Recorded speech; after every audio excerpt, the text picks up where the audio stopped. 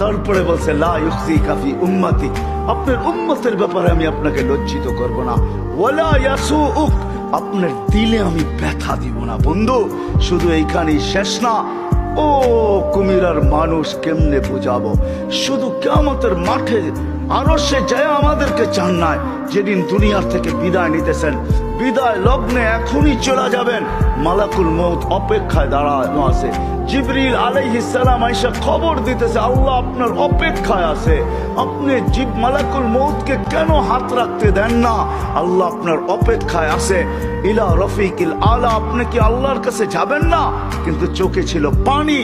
এমন না যে ফ্যামিলির জন্য, এমন না যে হাসানের জন্য, এমন না যে হুসাইনের জন্য, এমন না যে আলী আর ফাতেমার জন্য।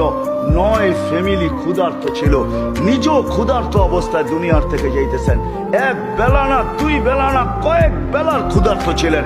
দুনিয়ার থেকে যখন চাইতেছেন, পরিবারগুলো এতটুকু ক্ষুধার্ত ছিল। আম্মা জান আয়েশা রাদিয়াল্লাহু তাআলা আনহা বলেন, বাতি জ্বালানোর মতো তেল আমাদের কাছে ছিল না। যদি তেল থাকতো তো খিদা নিবারণ করার জন্য ওই দিন তেল পান করে নিতাম। এত খিদার তাড়না ছিল।